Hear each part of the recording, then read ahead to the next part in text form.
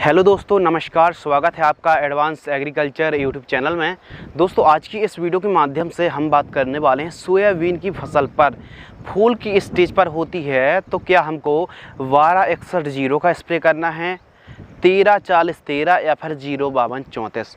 किसानों में कन्फ्यूजन है कि हमको कौन सा एनपीके ज़्यादा हमारी फसल के लिए ज़्यादा बेटर होगा। तो इसकी जानकारी के लिए हम सरल और आसान शब्दों में समझाने वाले हैं कि कौन किसान भाइयों को एनपीके 05234, किस किसान भाई को 1261 का स्प्रे करना चाहिए और कौन से किसान भाइयों को 1340 का स्प्रे करना चाहिए।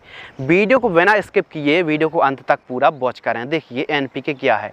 एनपीके में नाइट्रोजन, फास्फोरस और पोटास होता है। नाइट्रोजन फसल को हरी भरी के लिए, बढ़वार करने के लिए, क्लोरोफिल को बढ़ाने में नाइट्रोजन का अभिन्न हिस्सा, अभिन्न भूमिका निभाती है। फास्फोरस का काम जो होता है कि फूलों की संख्या में वृद्धि करना और साथ ही स्पेशल सोयाबीन की जो फूल होते हैं, फ्लावर होते हैं, उनकी क्वालिटी को बढ़ाना, डंठल को मजबूत करना बहुत ज़्यादा रोल निभाता है। और साथ ही सोयाबीन की फसल पर पोटास का जो वर्क होता है, दानों को भरने का काम, जड़ों को मजबूत करने का काम, तने को मजबूत करने का काम और न्यूट्रिएंट की उपलब्धता कराने का काम होता है पोटास का। पोटास कुल मिला के दानों को भरने का काम करती है। तो इस प्रकार आप समझ लीजिए कि नाइट्रोजन फसल को बढ़वार, हरी भरी, फास्फोरस फसल की फूल की अवस्था में मजबूत करने के लिए, जड़ों को मजबूत करने के लिए, और पोटास दानों को भरने में अहम भूमिका निभाती है। अब इसी प्रकार ज़्यादातर किसान भाई बुआई के समय नाइट्रोजन, फास्फोरस, पोटास, एनपीके की पूर्ति कर देते हैं। लेकिन सोयाबीन की फसल जब हम खेती करते हैं, फूल की अवस्था पर होती है या फिर वनस्पति की स्टेज पे है, फलियों की स्टेज पर है, नाइट्रोजन, फास्फोरस, पोटास किसी पोषक तत्व की कमी होती है। यह एक मुख्य पोषक तत्व हैं। जब भी नाइट्रोजन, फास्फोरस, पोटास की कमी होती है तो हम घुलनशील खाद जो कि पानी पर 100% घुलनशील होती हैं, इनका हम स्प्रे कर देते हैं तो बहुत तीव्र गति से एनपीके की पूर्ति हो जाती है। तो फास्ट रिजल्ट प्राप्त करने के लिए और नाइट्रोजन, फास्फोरस की पूर्ति कराने के लिए एनपीके का स्प्रे किया जाता है। अब हम बात कर रहे थे कि फूल की अवस्था पर कौन सी घुलनशील खाद का स्प्रे करना चाहिए और क्यों करना चाहिए। तो आइए समझते हैं। देखिए, जिन किसान भाई फसल फूल की अवस्था पर है और बढ़वार एकदम थोड़ी सी कम है, पीलापन की समस्या है और फूल की संख्या भी थोड़ा कम आ रही है, तो उन किसान भाइयों को 1261 एनपीके 1261 का स्प्रे करना चाहिए। क्यों? क्योंकि 61% फास्फोरस है जो कि फूलों की संख्या बढ़ाने में, जड़ों को मजबूत करने में रोल निभाएगी, फूलों की डंठल को मजबूत करेगी, और 12% नाइट्रोजन है। तो जिन किसान भाइयों की फसल में पीलापन है, बढ़वार कम है, तो नाइट्रोजन की पूर्ति हो जाएगी।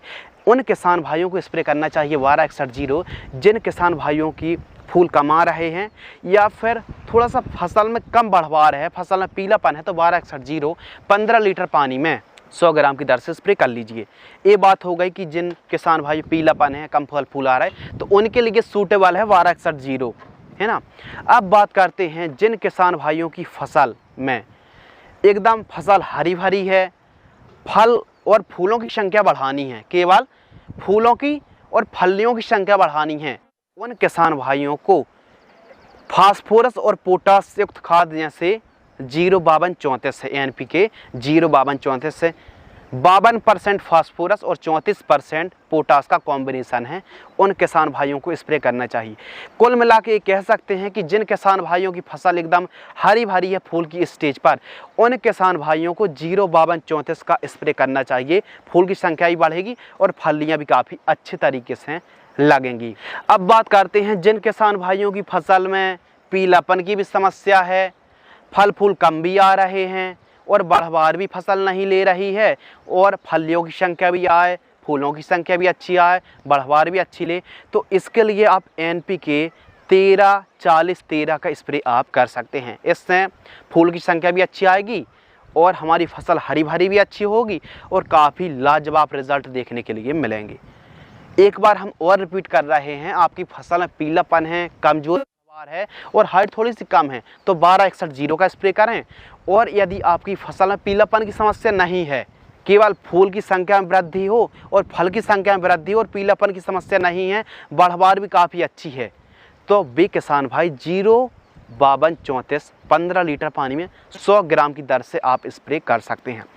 हमने जो NPK के नाम बताए हैं, इनके साथ आप बोरॉन का स्प्रे करें, शानदार रिजल्ट प्राप्त होंगे। इनके साथ आप फफूंदनाशक और कीटनाशक दवाई का भी स्प्रे कर सकते हैं।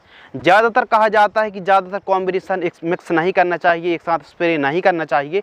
सही बात है, यदि आप कीटनाशक को भी ले रहे हैं, फंगीसाइड को भी ले रहे हैं, टॉनिक को भी ले रहे हैं, PGP को भी ले रहे हैं और आप स्पेशल फफूंदनाशक, कीटनाशक, NPK सभी को मिक्स कर रहे हैं, तो ऐसे में फफूंदनाशक के रिजल्ट कम मिलते हैं। तो कहा जाता है कि NPK के साथ फंगीसाइड को मिक्स करना नहीं चाहिए। यदि फंगीसाइड को थोड़ा सा मिक्स करते हैं ज़्यादा केमिकल्स के साथ, ज़्यादा रसायन के साथ, तो आपको कम रिजल्ट प्राप्त होते हैं फफूंदनाशक के।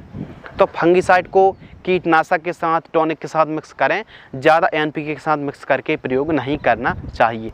उम्मीद करते हैं इस वीडियो से आपको कुछ नया नॉलेजेबल सीखने के लिए ज़रूर मिला होगा। और NPK जो फास्फोरस युक्त खादें होती हैं, इससे फल फूलों की संख्या में वृद्धि होती है, जड़ों का विकास होता है और तीव्र गति से फास्फोरस की पूर्ति होती है। यदि आपको यह वीडियो पसंद आती है तो वीडियो को लाइक करें, चैनल को सब्सक्राइब करें। अधिक जानकारी के लिए आप हमें इंस्टाग्राम पर फॉलो कर सकते हैं, शिवकुमार 095। तो मिलते हैं इसी प्रकार नई नॉलेजेबल, इंटरेस्टिंग, महत्वपूर्ण जानकारी के साथ। तब तक के लिए धन्यवाद, नमस्कार, जय हिंद, वंदे मातरम।